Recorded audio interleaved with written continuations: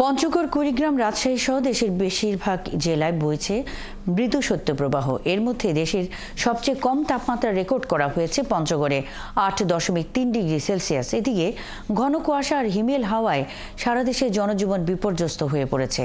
গরম কাপড়ের জন্য বিপণী বিতান থেকে শুরু করে ফুটপাতের দোকানে দেখা যাচ্ছে মানুষের উপচে পড়া ভিড়। সহকর্মীদের তথ্য ও ছবিতে প্রতিবেদন।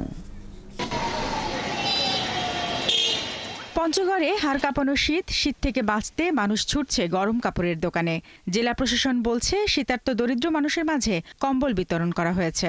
ইতিমধ্যে আমাদের সরকারিভাবে শীতার্ত মানুষের মাঝে আমরা প্রায় 30,000 কম্বল বিতরণ করেছি। আমরা আশা করছি আরও সরকারি বরাদ্দ আমরা শীঘ্রই পাবো। এছাড়াও বেসরকারিভাবে বিভিন্ন সংগঠন, সামাজিক সংগঠন, বিভিন্ন ব্যাংক, এনজিও তারাও কিন্তু শীতবস্ত্র বিতরণ করছেন। মৃদু শৈত্যপ্রবাহ বইছে কুড়িগ্রামেও। কুয়াশা ও শীতের তীব্রতায় হাসপাতালগুলোতে বাড়ছে শীতজনিত রোগে আক্রান্ত রোগীর সংখ্যা। হাড় কাঁপানো শীতে কাহিল হয়ে পড়েছে নওগাঁবাসী। ঘন কুয়াশার মধ্যেও সূর্যের দেখা মিললেও তাতে শীতের তীব্রতা কমেনি। এই মহল্লার কুয়াশার ভাগ 3 দিন থেকে খুবই বেশি হয়ে গেছে। চলাফেরা খুব কঠিন হচ্ছে। শীতের কাপড় চুপড়ে কুলাচ্ছে না।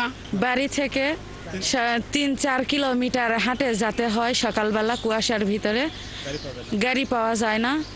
নাই মানুষের গরম কাপড়, নাই মানুষের খাবার, এই সবগুলা মিলিয়ে মানুষ খুব দুর্বিষহ অবস্থার মধ্যে রয়েছে।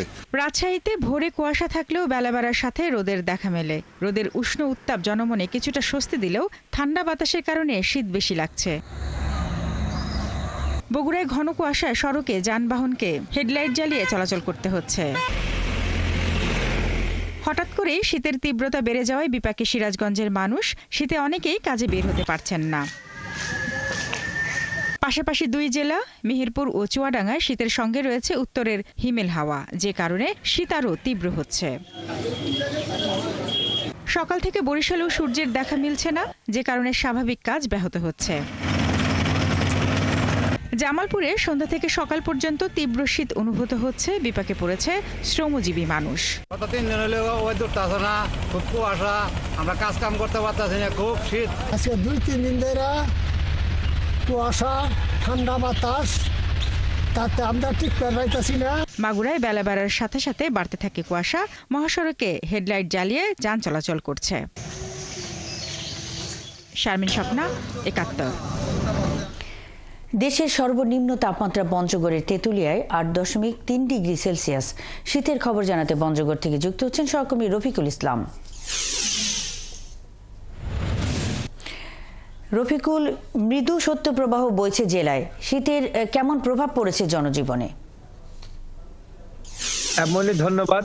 পঞ্চগড় জেলা আসলে জানেন যে হিমালয় পাদদেশে অবস্থিত। হিমালয় খুব কাছাকাছি হওয়ার কারণে সাধারণত এখানে শীতের মাত্রাটা অন্যান্য জেলার চাইতে বেশি থাকে। যদিও তাপমাত্রা উঠানামা করে, তারপরেও কিন্তু শীতের যে তীব্রতা সেটা কিন্তু আসলে সবসময় স্থায়িত্ব থাকে, অথবা কিছুটা হলেও কম বেশ। গত 3 দিনের যে আসলে যে এখানে যে পঞ্চগড় জেলার উপর যে শীত বয়ে গেল, আসলে এরকম শীত এই এক যুগও আসলে এই এলাকার মানুষ পাননি। তবে গতকাল বিকাল থেকে সকাল পর্যন্ত কুয়াশা ছিল। এরপরে কুয়াশা কেটে আজকে হয়তো রোদের দেখা মিলছে, তবুও 3 দিন পর সূর্যের দেখা মিলছে। এলাকার মানুষের সূর্যের রোদের সাথে কিছুটা সম্পৃক্ততা রয়েছে। তবে এদিকে কিন্তু আবার রোদের সাথে সাথে যে রোদের আলো, সেখানে উত্তর থেকে বয়ে আসা হিমেল বাতাস অর্থাৎ মিশ্রিত অবস্থায় কিন্তু পরিণত হয়েছে। অর্থাৎ দিনের বেলা না গরম না শীত এরকম একটা অবস্থান করছে। তবে সাধারণত সামনের দিকে আরো কিছুটা ভয়াবহ দিন যাবে বলেও আবহাওয়া অফিসের পক্ষ থেকে আমরা জানেছি। আবহাওয়া অফিসের ভারপ্রাপ্ত কর্মকর্তা জিতেন্দ্র আমাদের যেটা জানিয়েছেন যে তাপমাত্রাটা বিশেষ করে এই মৃদু শৈত্যপ্রবাহ আরো 2-4 দিন থাকবে। এরপরে হয়তো আরো 2-1 দিন তাপমাত্রা বেড়ে যাওয়ার পরে আবারও কিন্তু মৃদু থেকে মাঝারি শৈত্যপ্রবাহ বয়ে যাওয়ার সম্ভাবনা রয়েছে। তবে যে অবস্থাতে আসলে আমরা লক্ষ্য করছি, তবে যে সাধারণ যে মানুষের চলাফেরা আছে সেটা কয়েকদিন অস্বাভাবিক থাকলেও আজকে কিছুটা হলো স্বাভাবিক হয়েছে, কিছুটা মানুষ স্বস্তি পেয়েছে। তবে ভবিষ্যৎ অর্থাৎ গত 2-3 দিন পর আরো একটা ভয়াবহ আকার ধারণ করবে বলেও কিন্তু আবহাওয়া অফিস আমাদেরকে জানিয়েছেন।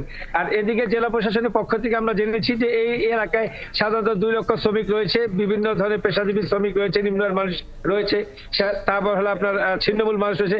তাদের জন্য জেলা প্রশাসনের পক্ষ থেকে আসলে কম্বল বিতরণ অব্যাহত রয়েছেন এবং বিভিন্ন এনজিও, তারপর সংস্থা, তারপর স্বেচ্ছাসেবী সংগঠন, রাজনৈতিক নেতারাও, বিশেষ করে সেনাবাহিনী থেকে বিজিবিরাও কিন্তু এখানে এই যে এলাকার যে আসলে দরিদ্র জনগোষ্ঠী রয়েছে তাদের পাশে শীতবস্ত্র নিয়েও কিন্তু আসে দাঁড়িয়েছেন।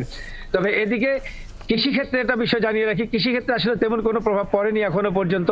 তবে যে পরিমাণ আসলে কৃষির জন্য বিশেষ করে উন্নত মানের যে কৃষি হওয়ার কথা বা যেটাতে কৃষি অগ্রসর হবে সেই আবহাওয়াটাই কিন্তু বর্তমান বিরাজ করেছে পঞ্চগড়ে, অর্থাৎ কুয়াশা এবং রোদ দুটা মিলে যদি মিশ্রিত থাকে তাহলে কিন্তু সাধারণত ফসল ভালো হয়। তবে গত 3 দিনের যে কুয়াশা ছিল এই কুয়াশাটা যদি আরো 2-4 দিন বা 1 সপ্তাহ যদি অতিক্রম করে বা 1 সপ্তাহ যদি অব্যাহত থাকে তাহলে হয়তো বা আলু ক্ষেত অথবা যে বড় বীজতলা আছে সেটা কিন্তু। রফিকুল ইসলাম, বেশ কিছু তথ্যের জন্য অসংখ্য ধন্যবাদ, সঙ্গেই থাকবেন।